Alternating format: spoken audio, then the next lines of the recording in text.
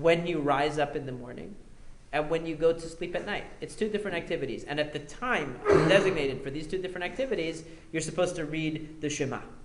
That's the way Rabbi Eliezer is reading it. He says, in the morning, when do you read the Shema? At the time when people are getting up, the first quarter of the day. At night, when do you read the Shema? At the time when people are going to sleep. It's analogous. In other words, there are two separate obligations here that the Torah is telling you. One is related to your morning routine. One is related to your evening routine. They're independent of one another. But Rabban Gamliel actually has the unifying theory. His theory unifies these two ideas, and I think that's why it's the theory that everybody agreed upon and that everybody accepted, because it's an even more beautiful theory than that. But you have to get into the theoretics to see the theoretics. In other words, the theoretical question is, we have an evening and a morning. Are these two separate things, or are these one thing? And Rabban Gamliel says, you know what? They're one thing. Why are they one thing? Whenever you're not busy. Whenever you're not busy. That's the common denominator. When you wake up in the morning means before you get involved in your daily routine. What is when you come home? What does it mean when you lie down at night? It means when you're in your leisure time. Your leisure time goes from nightfall all the way to the next morning when you have to get up again. Rabban Gamliel says. He says it's one concept that manifests itself two times. See? One concept when you have free time. And that fits beautifully with the psukim. Because the psukim are saying when you walk on the way, when you sit in your house. And then what are two times that are the times that a person feels that they have to themselves? Uvkumecha, one is when you rise up in the morning before you're in your daily routine. And uvshochbecha, when you go to bed. It doesn't end when you get into bed. That whole evening time is for you. It belongs to you. So what Rabban Gamliel is saying is these two things are really the manifestation of one thing. They're really the manifestation of one concept. The two time periods that are for you, that are your leisure time, that's when you should turn to the words of Torah. In the morning and in the evening. In the morning, it's only the first beginning of the morning, because you're going to be busy. But in the evening, it's all yours. See, that's why he says at the night, it's not limited. Whereas Rabbi Eliezer separates these two things. He says when the Torah says, Uvshoch becha uvkumecha, it means one activity is a morning activity. It relates to, you could say, he views it almost like you're putting your morning routine. You're getting your morning routine off to a good start, to the right start by doing the Shema, and you're getting your evening routine off to the right start by doing the Shema before that. But they're two separate things. They're unrelated according to Rabbi Eliezer. That's why he says that there's a cutoff time. It's only the beginning of the night that you say the Shema of the night, just like it's only the beginning of the morning that you say the Shema of the morning. Whereas Rabban Gamliel unifies these. He says the nighttime and the beginning of the morning share something in common. They are the times that belong to you. They are the times you're not encumbered by your responsibilities. Right. And therefore they are the times you should read the Shema. Yes? But what Rabban Gamliel says, one interpretation could be, well, if you don't say it, you basically have an open window to say right. the Shema until dawn. Right, but that means that the mitzvah is there until night. In other words, that means the mitzvah applies all night long. It applies as long as you're in the nighttime. Right? So till dawn. Right, till dawn. That's what we say. So you see here that what are the rabbis doing? They're not just in their own world, like people think. They're disconnected from reality. They're reading the pasuk and they're saying, what does this verse mean? They're interpreting the written Torah. Is the Torah telling you there's one thing you do in the morning to put your morning in perspective, your day, and there's one thing you do at night to put your night in perspective? But therefore, the morning thing has to be done in the beginning of the morning, and the night thing has to be done in the beginning of the night. Okay, that's what Rabbi Eliezer is reading that out of the Torah Shebichtav. He's not making it up out of his head. And Rabban Gamliel is saying, no, this is all one thing. In the morning, in the beginning, you're free, so you say the Shema. In the evening, you're free, you say the Shema. But it's all night that you're free. You're not free only in the beginning. You're free all night long. It's your time. In other words, whatever is your time is when the Shema comes into play. So it manifests itself twice. It manifests itself once in the morning, and then when you come home at the end of the day, at nightfall, it manifests itself again. Okay? But he would say that it comes from the same idea, one idea, showing itself twice. But that's how he reads the pasuk. That's what I'm trying to show you. That's how he's reading it. He's reading that in the Torah Shebichtav. He's interpreting the written Torah. He's not just in his own world making up rabbinical laws for us to follow. Okay? He's really trying to understand what is the Torah saying here. Is it saying two sides to one coin? Or is it talking about two different obligations, one for the morning, one for the night, each with its own rules? Yes? One of the issues that I have with this particular passage is the that it focuses on the time element. Right. And the action of speaking these words or reciting Shema. Right. As opposed to what is the point of the words that you're reading, Right. and implementing them into your life. There seems to be more focus and stress on time and action of this than there is on what the first line is. Right. Well, the Talmud is primarily, I wouldn't say it's not exclusively devoted to laws, but the majority of the Mishnah is explaining the practical side of the mitzvot. It's explaining the theoretics behind it, like I'm showing you now. There's a theoretical argument here, and it does tie in ultimately to the meaning of the mitzvah, but it's sometimes more remote. So in this case, the significance of it is the love of Torah. In other words, what Rabban Gamliel is saying is something about that passage. He's saying that the idea of saying the Shema in the morning and saying the Shema in the night is that whenever a person is free of external obligations, he should turn to the words of Torah, and the most fundamental words of Torah are the Shema, and should be reciting them. That's really what he's saying. Rabbi Eliezer is really saying that there are two parts to a person's routine, and he should start them both off by saying the Shema. I mean, they are tying in to the meaning of the passage, but they also need to understand how it's applied. That's why it's called, that's the oral tradition also tells us how to do the mitzvah. So it's not disconnected. I mean, if you read, the Gemara oftentimes quotes passages from these same Mishnaic rabbis explaining the reasons for things and emphasizing the other sides to it, but oftentimes the point of departure is the legal side. So this is the first example. The next example that I brought here is Sukkot. Sukkot teshvu shivat yamim. Now, again, we take for granted many ideas here. What does Basukot Teshvu Shivat Yamim mean?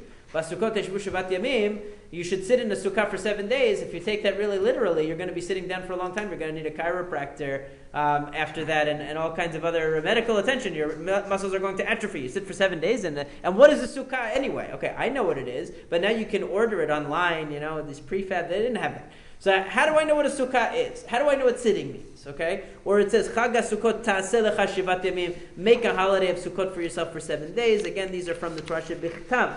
Now we flip over, literally here, because it's made it upside down. And what do we see? All right?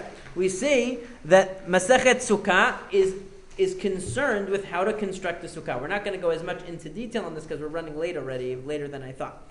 But you see that what is the question? The question is, how do you make a sukkah? What are the parameters of a sukkah? The Torah refers to the sukkah as an idea that you're going to recognize. Okay? Sit in a sukkah. How do I know what a sukkah is? Who's going to tell me? All right, well, it's got to be a structure, so you got to have a minimum of a certain number of walls if it's going to be a structure. And the definition of a sukkah is some kind of temporary dwelling, which means at the roof. Sukkah means to cover. It means a covering, so it has to do with the roof. The roof needs to somehow reflect the fact that it is a sukkah and not a house. Okay, so it's a temporary roof. And it says that if the majority of, if there's more sunlight than shade in the sukkah, it's not covering me. It's not functioning as a sukkah. So the basic elements are, it has to be a structure with a certain number of walls, of a certain height, and that provides a certain amount of shade. And of course, the rest of the Mishnayot are going to go into, well, what can the roof be made of, and so on and so forth.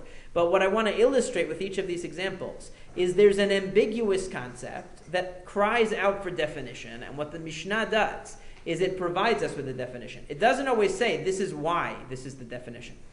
Okay? It doesn't always say, this is where we got this definition. The Gemara will deal with that. The Gemara goes into that. But it tells you what is the definition. If you look, the Shabbat restrictions, again, we're not going to go into the detail, but the term melacha, what is prohibited on Shabbat? There are 24 chapters in Masechet Shabbat you can study, and then many other places. But one classic Mishnah is from the 7th chapter, actually, of the Mishnayot of Shabbat, which details the 39 categories of creative activity that were considered to constitute melacha on Shabbat. Okay? This is a definition of a term. Melacha, we know what it means. It doesn't mean what most people think. It doesn't mean work, because that's avodah. Melacha means craft. It means something that produces a result, something creative. But what exactly is where are you going to draw the line on creative? What kinds of creativity constitute melacha? We have 39 headings under which we place things. And then one last good example that's very relevant to upcoming holidays is Yom Kippur.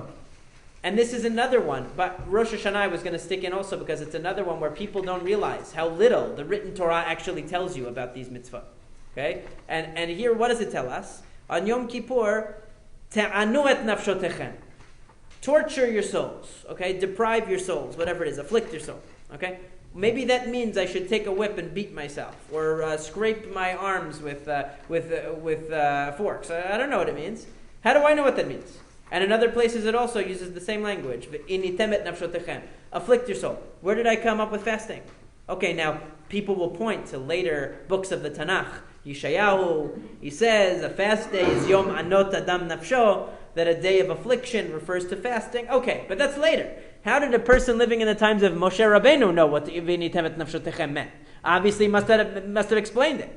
One guy's going to do one thing. One guy's going to burn his arm on a hot stove. Another guy's going to walk on ice. The other guy's going to do this. Who knows who's doing the right thing? Okay, and it says that if you don't afflict yourself on Yom Kippur, that the soul is going to be lost from the Jewish people. So that's pretty serious. We would want to have an idea what we're supposed to do if it's that serious, right? So what does the Mishnah say? Oh, simple. Yom Kippurim.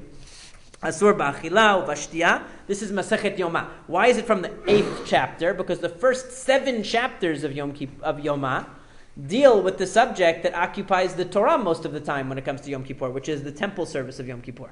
Okay? And then in the end it says, oh, by the way, what you guys have to do. Okay? One chapter on that, the 8th chapter of Yoma. So it says, Yom Kippurim asur ba'achila u'vishtiya u'v'rechitza u'v'sicha u'b'niyat ha'sandal u'tashmish ha'mitah. So what are the five inuyim, we call them, the 5 afflictions? Okay? We have eating and drinking, washing, anointing, wearing leather footwear, and marital relations. Okay? Then they give some exceptions. The king and a new bride are allowed to wash their faces. Why? Because they don't do it for pleasure. They do it because the bride is still establishing a relationship with her husband. She's still insecure. The king, because he has to put forth a positive image. And then they talk about a woman who has just given birth, that she can wear leather footwear according to one opinion, and the rabbis say no. That argument revolves around whether her affliction is going to be because of her condition, not because of her wearing the shoes or not wearing the shoes. But that's another story. We don't have to go into the detail. Each one of these, like I showed you with the case of the first Mishnah of Brachot, each one of them you have to go into, okay, what does affliction really mean? Why are they arguing? They're arguing because they're looking at the concept of affliction differently. They're analyzing it differently. And each one has a theory here. It's not just that I think you should just let pregnant woman go ahead and do what she wants, or a woman who gave birth. No, I don't think you should. Yeah, you should, because my wife is going to kill me if I tell her she can't do it. It's not like that. There's a theory behind it. What? My wife was concerned about Tisha B'Av. She was exactly 30 days, because that's the cutoff for Tisha B'Av. She was very concerned. She probably would have been very upset if she had been 31 days out of Tisha B'Av. She didn't have to fast. But anyway, you have to look at it beyond the surface. They argue about a detail, just like Rabbi Eliezer and Rabban Gamliel argued about a detail. But what is the real underlying argument? It's really about a broad concept. What is the Shema all about? How does it work? What is affliction about, and how does it work? How is it conceptualized in the Torah? It's a much more fundamental argument than it seems on the surface. I always give the example: if you were to walk in and hear 2 physicists arguing some fine point about the behavior of some element, you would think that they're talking about nonsense. But their issue can really be a fundamental issue, a scientific issue, a theoretical issue of tremendous import. You only see the surface because you don't know what's going on. And that's what happens with the Mishnah. If you don't give it credit and say, what are they really analyzing here? Okay, what are they really discussing here? The fact that the woman's feet will hurt her because she's extra sensitive to the cold, and therefore, it's not fair to her. Why is that significant? How does that emerge from the concept of the affliction on Yom Kippur? That's what you have to ask. And another point is that they give shiurim, measurements. What's considered eating on Yom Kippur? You eat a certain amount, which is considered to offer you psychological satisfaction and refreshment. That's the amount that's no longer affliction.